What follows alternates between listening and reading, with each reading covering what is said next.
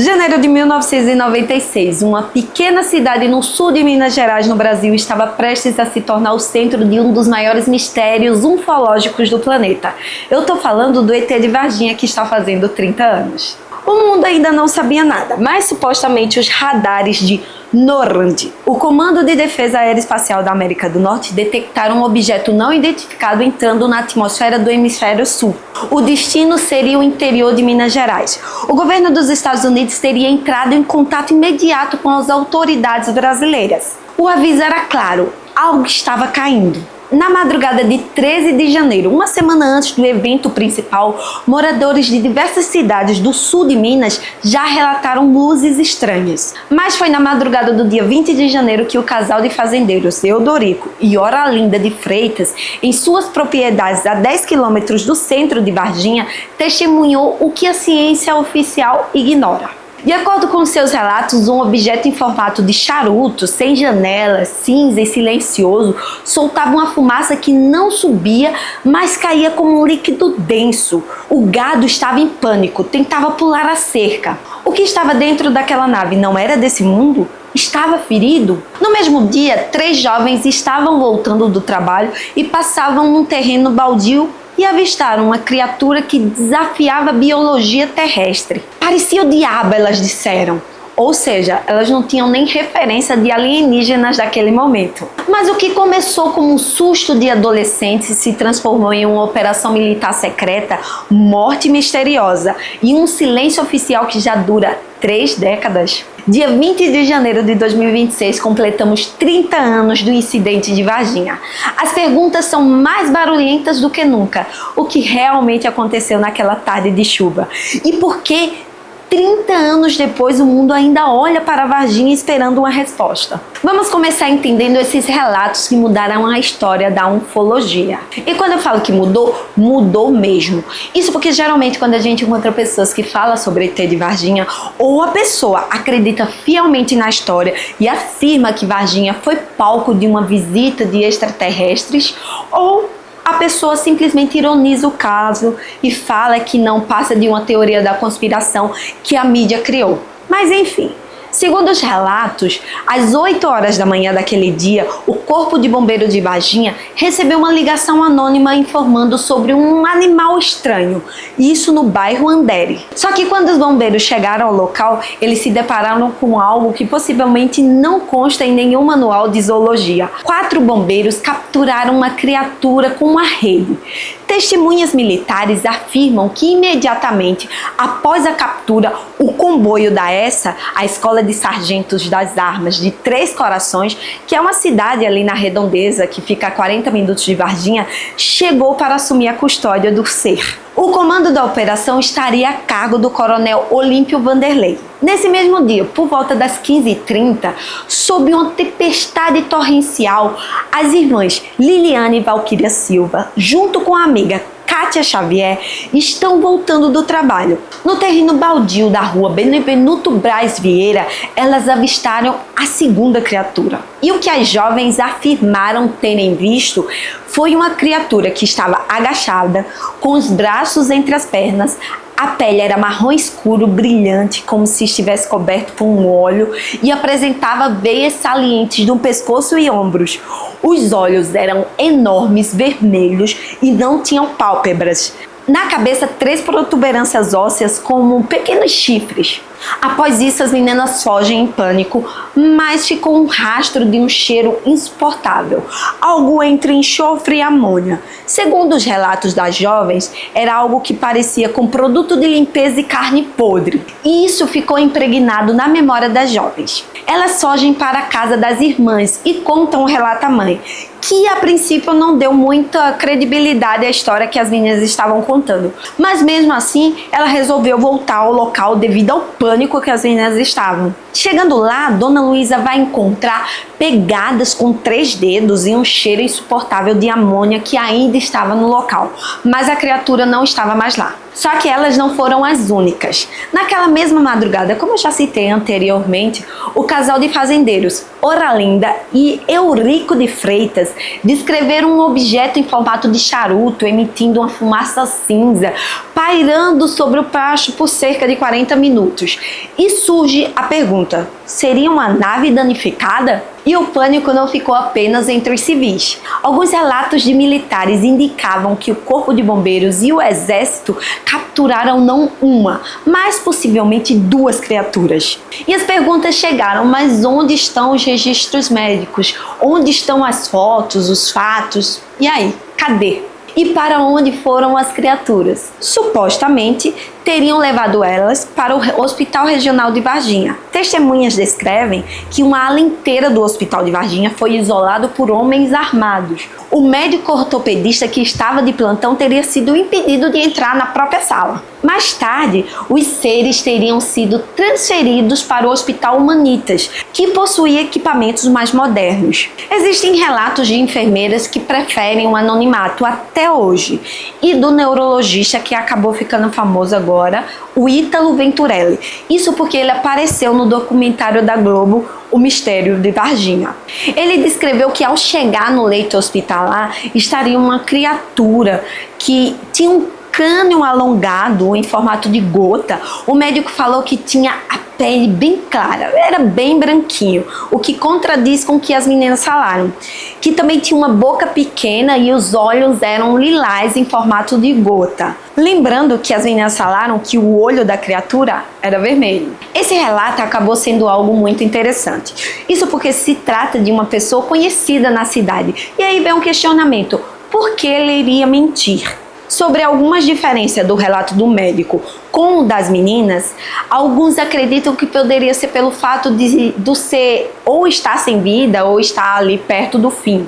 Isso porque, se a gente considerar nós, seres humanos, no momento da morte, apresentamos características como a palidez, o enrijecimento do corpo, e isso poderia estar acontecendo por isso essas modificações, essas alterações que eles relataram diferentes. Seguindo com o relato de alguns moradores na madrugada do dia 22 para 23 de janeiro, uma operação comboio digna de filme de guerra cruzou as rodovias mineiras. 3 caminhões do Exército, acompanhados por viaturas da P2, o serviço de inteligência da PM, seguiram para Campinas, segundo relatos. E o destino final seria a Unicamp. Teóricos afirmam que o renomado legista, o Dr. Fortunato Antônio Bandi Palhares, conduzia a autópsia de pelo menos uma das criaturas, mas Palhares nega publicamente essa afirmação. Só que algum tempo depois, anos depois, a gente não sabe se é real, mas possíveis documentos vazados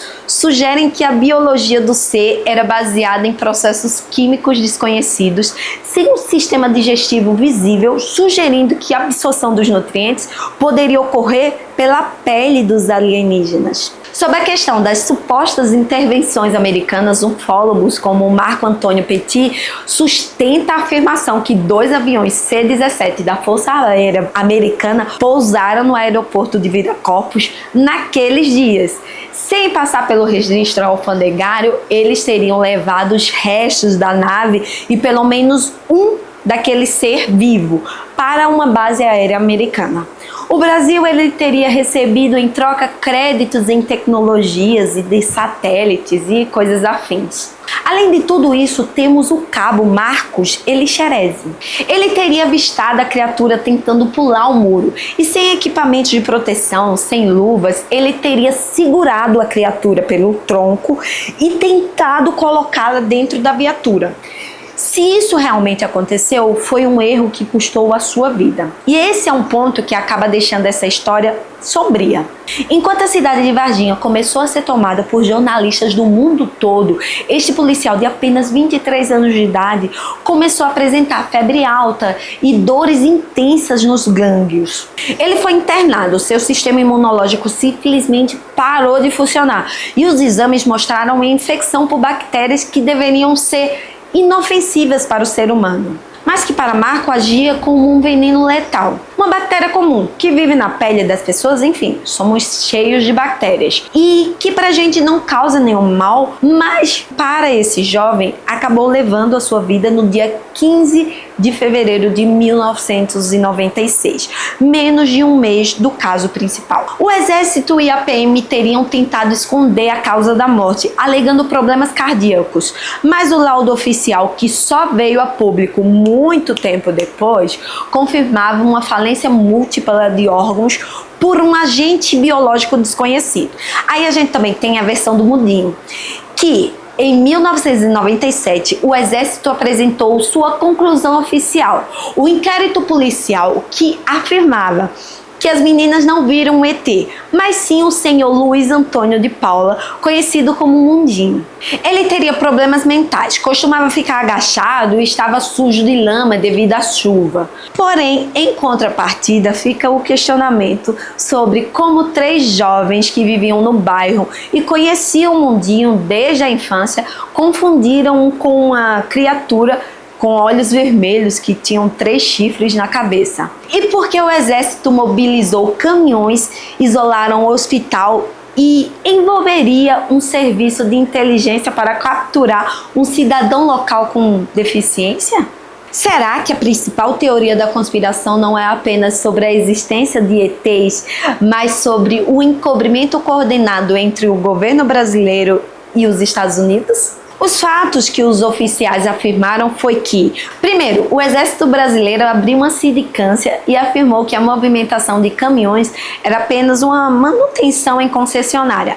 Já os ufólogos se questionam o porquê dezenas de caminhões militares precisariam de manutenção urgente no meio de uma tempestade no final de semana. Segundo, a explicação oficial do que as meninas haviam visto, ela foi meio controversa. O inquérito policial concluiu que as meninas confundiram um morador local com problemas mentais, o Mundinho, com um alienígena.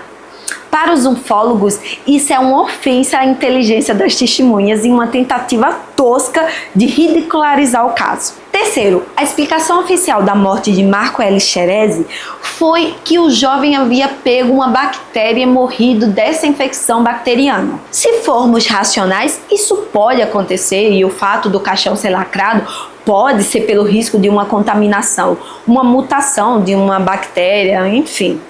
Mas isso coopera para quem afirma a hipótese do ET de ser real, que alegam que o caixão, na verdade, ele só foi fechado porque o jovem foi enterrado num caixão de chumbo.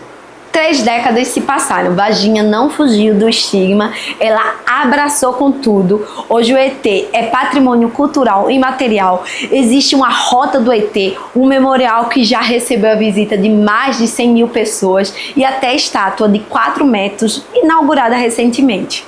Eu particularmente nunca parei para ir na cidade, mas eu já passei ali por Varginha e já consegui ver estátuas de ET, falei certo.